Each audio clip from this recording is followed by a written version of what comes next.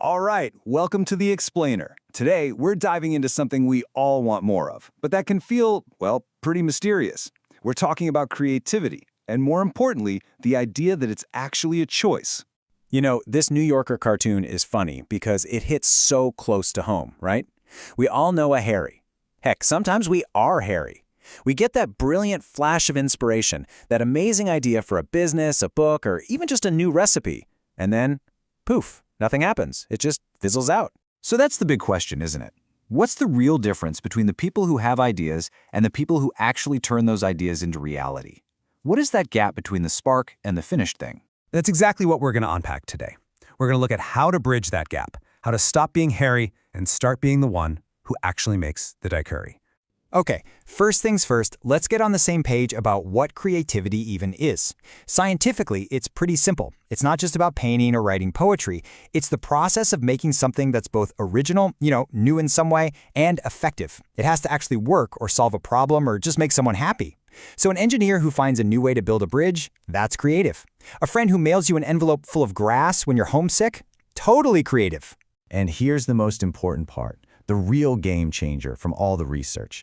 We have this myth that creativity is like a magic talent you're either born with or you're not. But the science is crystal clear. That's just wrong. It's not a gift. It's a choice. A choice that really starts with making two other, smaller choices first. And that very first choice you have to make, it's deciding to accept risk. I mean, think about it. If you're creating something brand new, by definition, you're stepping into the unknown. You're embracing uncertainty, and let's be honest, that can feel really, really scary. This feeling of risk usually breaks down into two specific fears. First, you've got intellectual risk. This is the voice in your head asking, can I actually figure this out? Do I even know how to do what I've never done before? But then there's the second one, which is often way more powerful. Reputational risk. What will people think? What if everyone hates it? What if I fail in public? Okay, this is a perfect example. Meet Max Miller. He loved history, and he was getting into baking. A colleague said, hey, you should do that on YouTube. Immediately, he's facing both of those risks, right? He wasn't a professional chef or a professional historian, so that's a big intellectual risk. And who on earth would watch a show about 17th century Korean pancakes? That's a huge reputational risk. But he chose to take the leap, and now his channel, Tasting History, has millions of subscribers. And if you think that reputational risk isn't that big of a deal, check this out. In this famous experiment by Solomon Asch, people just had to match the length of a line to one of three choices. Super easy. But when a group of actors in the room all started giving the same obviously wrong answer, a whopping 75% of the real participants caved and went along with the wrong answer too. That's how powerful our fear of standing out is. It literally makes us deny what we see with our own eyes. Okay, so you've made choice number one. You've decided you're willing to take the risk. But that alone isn't quite enough. The second choice is all about what you believe about creativity itself. It's about shifting your entire mindset. So you can see the two ways of looking at it here. On one side, you have the fixed mindset. This is the idea that creativity is a gift, some innate talent, you've either got it or you don't. End of story. But on the other side, you have the growth mindset. This view says creativity is a skill, just like learning to cook or play guitar. It's something you can develop with practice and effort. And that belief, well, that changes everything. Just look at Elizabeth. She had an idea for an app with her friends, and her very first reaction was that classic fixed mindset line. But then she made the second choice. She decided to believe she could learn. So she didn't know how to code, but she realized she could learn how to hire an engineer. And one problem solved led to the next. And pretty soon, I'm not an entrepreneur turned into, heck yeah, I can build this. All right, you did it. The two big choices are made. You're ready for the risk, and you believe you can learn. Awesome. But as anyone who's actually tried to create something knows, this is where the real roller coaster begins. So yeah, welcome to what we call the messy middle. This is that part of the journey that's never a straight line. It's full of twists, turns, and a whole lot of frustration. But the good news is, there are tools to help you navigate it. This is such a huge insight. We're often totally obsessed with finding the right solution, but the most creative people know that the real magic happens in problem finding.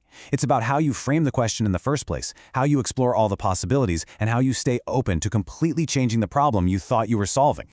I mean, just look at this wild evolution at Pixar. The first idea for the movie Up was about two warring brothers on a floating city in space. It Doesn't sound great, right? But they didn't just try to solve that problem. They explored. They found new problems. Director Pete Docter drew this one simple sketch of a grumpy old guy holding happy balloons, and that single image totally reframed the entire movie, and the result was a masterpiece. That is problem finding. Of course, during this messy middle, you are going to get stuck. It's just part of the process. So when that creative block hits, here are 4 proven things you can do. First, just be nice to yourself. It happens to everyone. Then, try to broaden your thinking, or just take a break and let your brain work on it in the background. And if all else fails, just do something. Anything.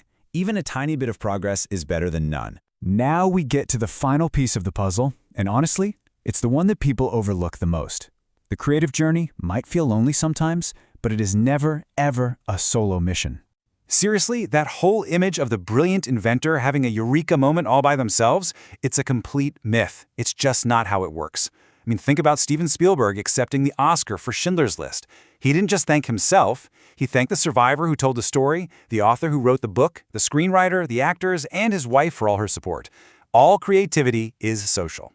So what does this social network for creativity actually look like? Well, it's made up of 2 crucial types of relationships. You need weak ties. These are your acquaintances, people you don't know that well. They're amazing for giving you brand new, unexpected ideas. But you also need strong ties, your close friends, your trusted colleagues. They're the ones who give you the support and the honest feedback you need to actually develop those ideas. The story behind OG Life Lab is a perfect example of this. The co-founders, Matt and Andrea, got their first sparks of inspiration from conversations with acquaintances, their weak ties. But it was their deep, trusting partnership with each other, their strong tie, that let them take those sparks and build a whole company. You really need both. And what's the secret sauce that makes all of this social creativity possible?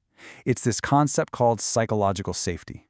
All that really means is creating an environment where people feel safe enough to take risks with each other, safe enough to throw out a crazy idea, or even to say, hey, I don't think this is working, without any fear of being punished or humiliated. I absolutely love this example from Pinterest. In their innovation lab, they created this simple language to give feedback. An idea can be a pretty pony, it's got energy, it's exciting, or it can be a dead horse. It's just not going anywhere. But think about it.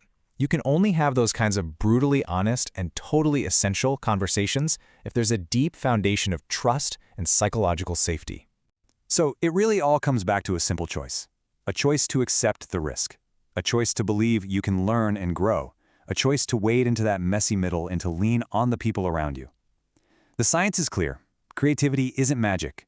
It's within your reach. So the only real question left is, what choice are you going to make?